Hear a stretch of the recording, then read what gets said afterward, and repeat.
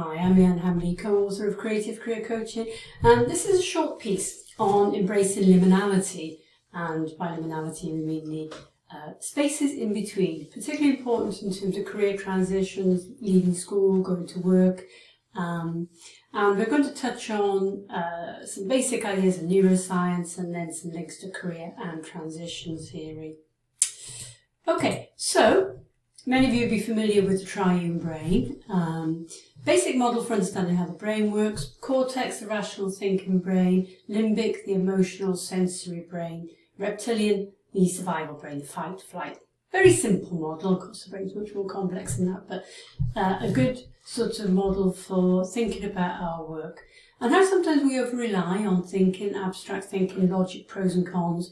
And the limbic system is an incredibly important part of our thinking system, how we make decisions, what motivates us, and so the need to use the sensory, the experiential.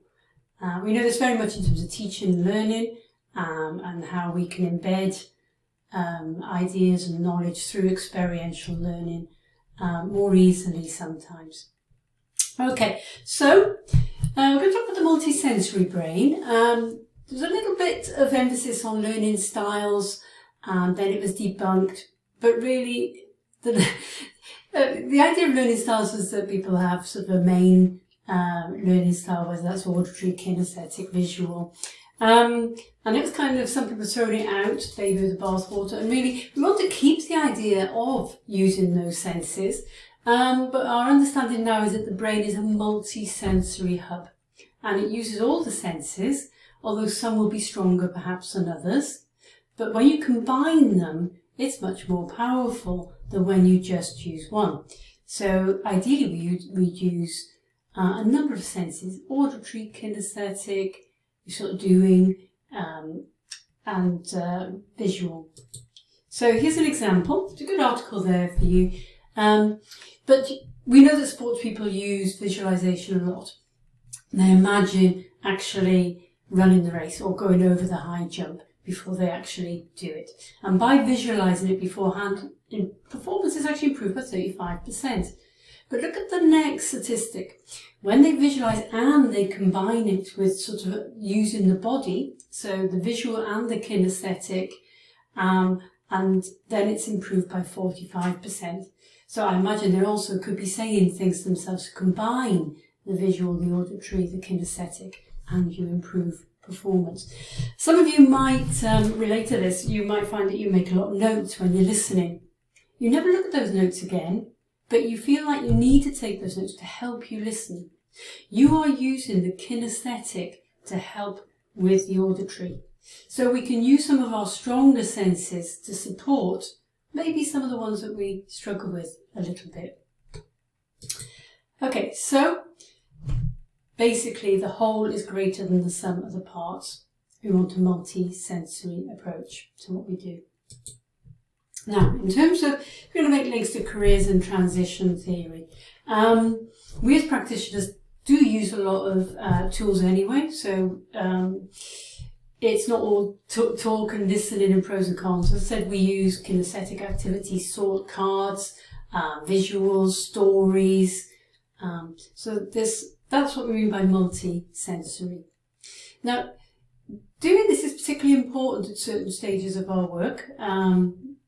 And one of the areas I want to focus on is the sort of liminality, the idea of transitions. We tend to talk in terms of transition theory, knowing that people have to move from one stage to another. And in that period, there can be a great deal of uncertainty, sometimes stress, sometimes strain. And theorists such as Schlossberg always find that one a bit difficult. There's, sometimes transitions are straightforward if you've chosen them, and if the rest of your life is stable, and it's desired, you've sought it. But if it's unexpected, enforced, and the rest of your life's a bit pear-shaped, then actually that's when we experience that stress and strain and that uncertainty. And the brain doesn't like it. Our thought patterns, the way our brain works, we have these, superhighways, these neural pathways, And you've probably heard the phrase, neurons that fire together, wire together. So we have these pathways in our brain, well-trodden paths, which is why habits are difficult to break. And they're our comfort zone. So when we suddenly hit something new where that neural pathway doesn't flow so well and there's a block, then there's discomfort and the brain has to try and make sense of things. And it might struggle to, somebody might struggle to articulate. They might feel things that they're not sure what those feelings are. And so this is where the use of some sensory activities can help, because the cortex, the rational brain, very much to do with words. The limbic brain, the feelings part, much more sensory. So let's have a look. So as I said, liminality, this idea of the space in between. And anthropologists have used this concept over many years, to discuss how rites of passages and rituals are used to help people move through those stages, to help them traverse the anxious, the unknowing, the uncertain. And by providing a ritual, step-by-step things to do and messages and myths, etc., then that can help people. But we tend not to have those anymore, so that's why it can be particularly hard. And when we're trying to explore the story, as I said, some people find it difficult because it's new. How do they articulate it? How do they come to terms with it? How do they make sense of it? And so we sometimes move into the more visual and kinesthetic and tap into that limbic part of the brain. And, we have existing tools. We use metaphors a lot, so the iceberg metaphor, we use the road metaphor, and you can see down there which image best captures the word career for you. We help people to articulate how they see and feel their constructs around the future, around career. And there's Career Navigator, that's one of my tools.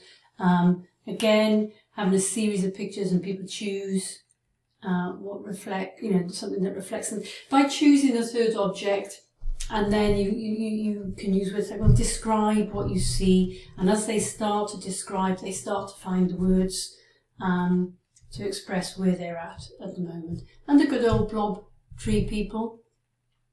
So there's a variety of things out there. And it might be simple diagrams, emojis, just A to B diagrams. But, we are used to using these kind of visual tools in our work.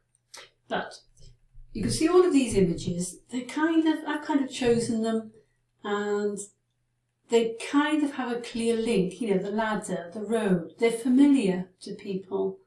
And I've got to be wary, even when I choose pictures to use with my clients, that they're revealing my constructs, the links I make, the meanings I give things.